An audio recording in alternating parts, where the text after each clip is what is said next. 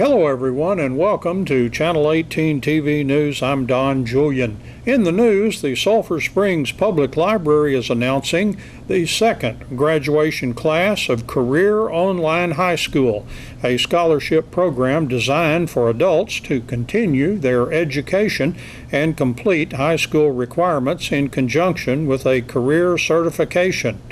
There will be a short graduation program on Tuesday, October the 8th at 6 p.m. at the library. The public is invited to attend. On September 26, 1989, Pinky Cooper was hired at the Hopkins County Sheriff's Department as a receptionist by then Sheriff Mark Bassham.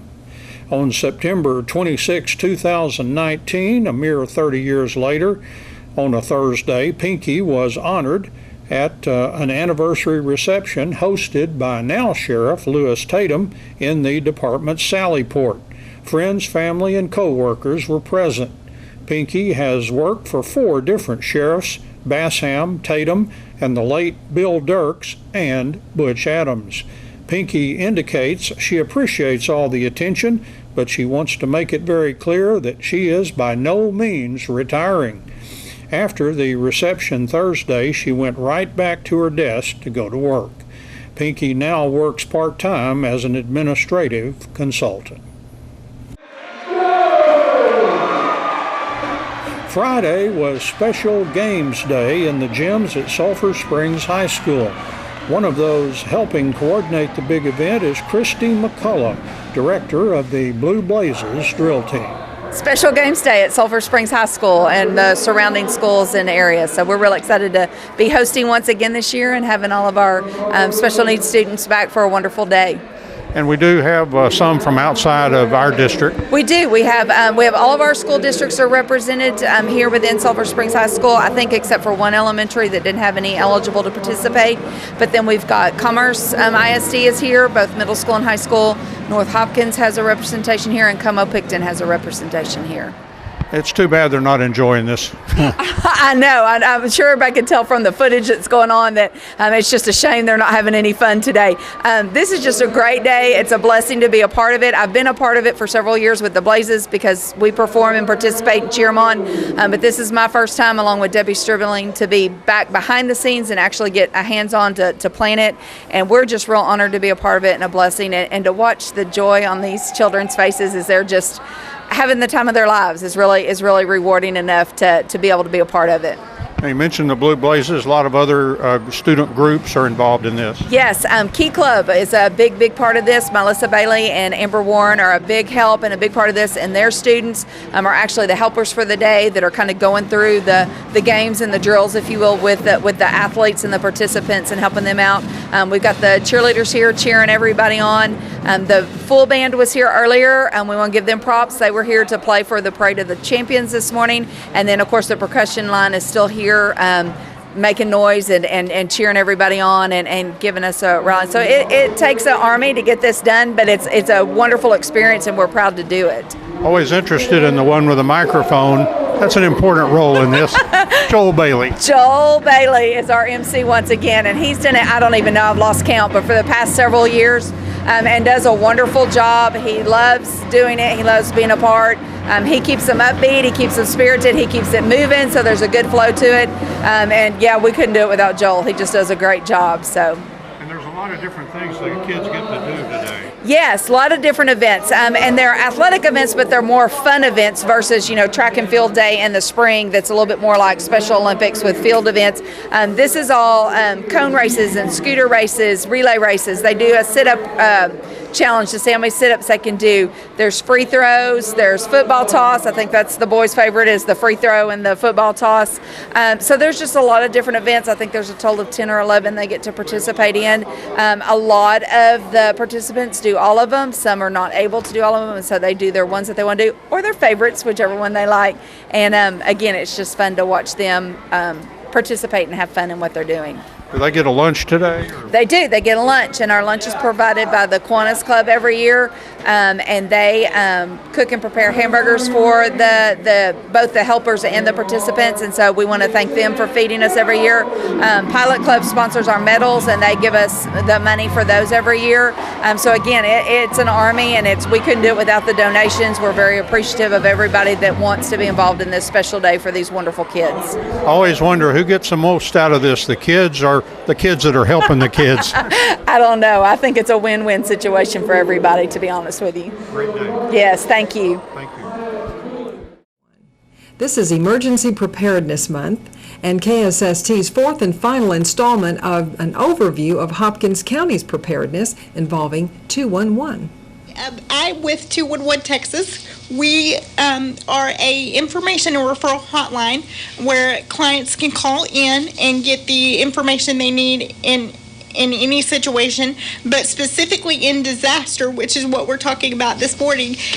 We actually have the capability to get them connected to services in their area in regards to disaster-related incidents. Like if they need help with road closure information, we have that information. If they need help with where to seek shelter during the times of disaster, we have that information in our system. And basically, if you need any information in regards to any type of disaster situation or just in general, we are there. We are the information and referral hotline, and we are available to connect people and services to their local area. So we connect them to services within their area that may be able to assist them in their time of need. Okay. Well, we're going to talk more about your job because I think it's a very interesting and exciting and very important job. Also with us is Christy Springfield. Good morning, Christy. Good morning. And thank you for coming in all 4 Fridays of this month because we've covered various topics over the month, and which were like, what have we talked about? We have talked about how Hopkins County is prepared and what we do to prepare, such as exercises and the Training. documentation that goes in to it. And then we had a fire safety one week, and then we spoke with Jason Ricketson last week and how the city of Sulphur Springs prepares and how we work together and coordinate. Now, Christy is Assistant Emergency Management Coordinator For Hopkins County. For the county. Yes. And your boss is Chief Inslee. Okay, Chief Andy Inslee. And then we mentioned Jason Ricketson. He is the City of Sulphur Springs Emergency Management Coordinator. And Police Chief. And, of course, Police Chief. And he has an assistant, David James, I believe, is helping. Okay, I may get the name wrong, excuse me. So we're well covered is the point, well covered and well prepared. Yes, we are. Of course, the question always comes up, well, we've never had this happen here, so how do we know we're ready for whatever you could dream up to ask? Right. Well, we take an all hazards approach. That means that we are going to respond to every incident in the same fashion, and then we're going to adjust where needed. Okay. And there are plans which are called annexes. In our annexes, yes. Which the state helps you to form for your particular area. Yes, they provide a template, and we fill in what we do, and it gets reviewed annually, and then we do a complete redo every 5 years. Okay. And for our end, we are to kind of piggyback off of what Christy was saying. We are, I guess, mandated by the state of Texas. They let us know the information that we can put in our system, and they also, if there's information that we believe would be eligible to go in our system, we make sure within their guidelines and criteria that it would be eligible, and then we're able to enter in our system. So we make sure all of that is, within the guidelines, and then we get it entered in our system, and we're able to give it out to clients. And you're kind of on the edge of things there because you're the one who answers the phone. Yes. So if someone calls 8 hours a day. Okay. If someone calls 211, what will you say when you answer the phone? when someone calls 211, they're going to initially hear a greeting like, "Thank you for calling 211 Texas. This is Jessica." And specifically, we try to say our region, so I'm sorry I missed that. So thank you for calling 211 Texas Northeast region. This is Jessica. How can I help you? The reason we state our region is because there are 25 call centers throughout the state of Texas. So each region manages a certain number of counties, basically. And so we make sure that they know which area that they're reaching, but our calls are also answered statewide. So, Okay. Well, so there's really two parts that 211 plays in helping people, the state benefit side and the resource referral side. yes, ma'am. And as I was explaining a little bit earlier to you before we came on air, there's two sides to it. There's the state benefit side, which is the Health and Human Services. We can transfer you over for anything in regards to Medicaid, Medicare, CHIP, TANF, things of that nature. Lone Star, which was formerly called food stamps. People know it commonly as food stamps. So that is the side that we have to transfer you over to that department. But then there's the information and referral side. That's our side. And we connect people to the services in their local area that might be able to assist them in their time of need. Okay. Now, I remember when we had refugees here at Wesley United Methodist Church in the gym. We had lots of people there who had run away from the storm. I don't remember which one it was. Katrina I think it was Katrina. Several years ago. And that's the first time I had seen all this in action. At that time, Salvation Army was largely involved, but we were still refining. The state of Texas and FEMA was still refining what really needs to be done, what guidelines need to be set down. Yeah, that's right. And this is where the NIMS comes in, the National Incident Management System, that's providing a framework now. That way everyone kind of uses the same terminology and the same structure. So if one state has to assist another, they should just sync, and it should work. So with 9/11 and then shortly after Katrina affecting us so much here in Texas, things needed to change and be refined. And so that's sort of how we still operate. Yes. And it basically, it's being refined, I would say, continuously. Yes. Because we have to make sure that we're all on the same page, and communication is a big key to this type of field. We have to communicate with each other so that we know how to best help our clients and how to best respond in those times of need, correct? That's right. And yeah, when an event happens, that's why everything gets documented, and then we go back and we see, well, this worked for us, but this not so much. So the emphasis then will shift to what didn't work and then how we can make it better. So let's pose, and we only have a short time. I mean, at the most, we have only 15 minutes, but let's say a disaster has occurred here, and people in their homes may be driving, maybe they see roads blocked off, they don't know really what's going on, so they could call 211 and they might hear. Yes, we would try to give them as much up-to-date information. Now, as you can imagine, when we're in the state of a disaster, there's things coming across our desk rapidly. So we try to get it entered as quickly as we can and give it to clients as efficiently as possible. So yes, we would be able to help them with information as to what roads are accessible, what roads are closed off, and things of that nature. And let's say that this incident was a storm. After the storm has passed, in the aftermath, there are things they're going to need and information they're going to want. And that's what you recovery mode. Yes, ma'am. Okay. We help with that as well, because right now we're in recovery mode for Ebola. So there's information. We're still getting information, updated in our system constantly from that incident. So we try to give them as much information as we have access to at the time we get it. And so that's very current. Imelda has just devastated some people's areas. And because you're working for statewide 211, you hear. Yes. What sorts of things do people ask? Well, right now they're asking for help with cleanup from the flood. Okay. And like I said, we're getting that information in as quickly as we can. There are recovery centers available in that area that are actually helping with that. So providing supplies, providing, if they need help with water or access to, dry goods or food or anything like that, the recovery center are open specifically to help them access those resources. And then as we get further on into the recovery mode, the resources will change that we're able to provide. Does that make sense? Yes.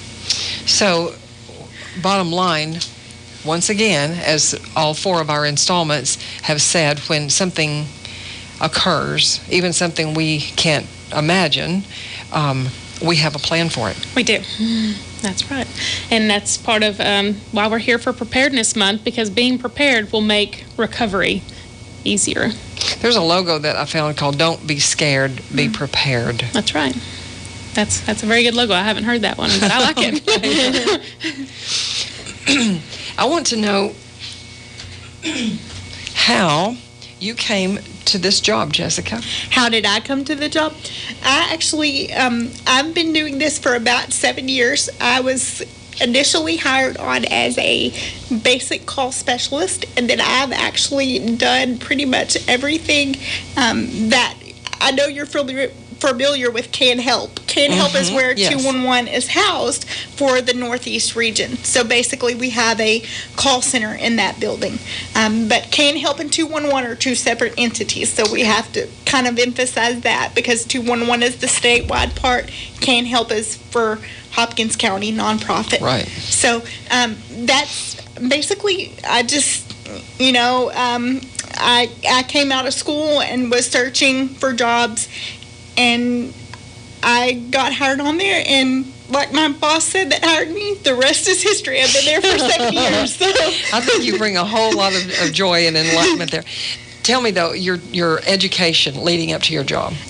My bachelor's is in psychology, and my master's is in family studies. So I finished all 12 years of school, and then I went on for 2 higher education degrees. Okay.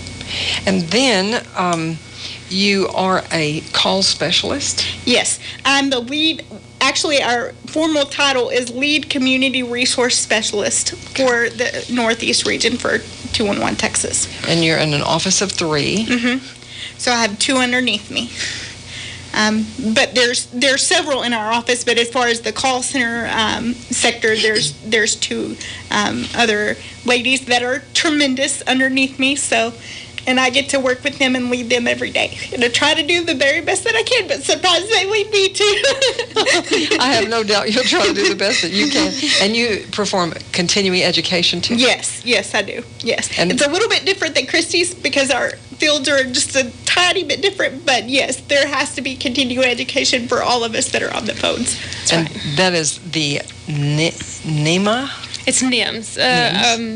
NIMS, or we have some other forms that we use as well, platforms that we use for and connected with education. FEMA too. Mm-hmm. Okay. Mm-hmm. Yes. All right. A good arrangement that we have here in Sulphur Springs, Hopkins County, and statewide and nationally as well. So we were talking, and we don't have very much time left. I keep looking at the clock. Within, let's say, 1 minute, if you could tell us, how much of an impact did Hurricane Harvey have when you were at your job? Statewide, we took over 80,000 calls for Harvey. Related to Harvey-related like needs people or stranded concern. on their roof? Mm-hmm. Yes. There were people stranded on the roof. There were people calling saying, okay, I need rescue. I don't know who to call. I don't know what to do. So we were having to tell clients, and when I say clients, I'm speaking specifically of callers, to wave towels so that they can possibly get rescued and make it easier for rescue staff to be able to see them. I know your heart goes out to these individuals on the phone. Yes. And there's certain guidelines that you may go by to help them. Yes. I know I would love to I think I would just love to go over there and help them myself, but the better way is to go through the channels. Yes. It's very rewarding. It's very any job, it's going to be rewarding and then draining at the same time. But it's very rewarding when we get to follow up with clients and say, okay, were you able to get access to the resources that you called for? And they say, yes, thank you for helping me. That is one of the best things to hear when we do those type of calls. Good to know. You brought a whole bunch of good knowledge to us and a positive. Thank you. And let me add one more thing, just so clients know and the general public is aware. If you can't call 211 from your phone, you can actually call 877-541-7905, and that will get you to 211 as well. It's not a bad number to write down. I know any of us hardly use phone books anymore, but they kind of were a good idea. I agree. Thank you, Christy Springfield. Thank you. And thank you, Jessica Pope, for coming in today. Thank you for having us. You are welcome. That's Channel 18 TV News. I'm Don Julian. Thank you for joining me, and so long, everybody.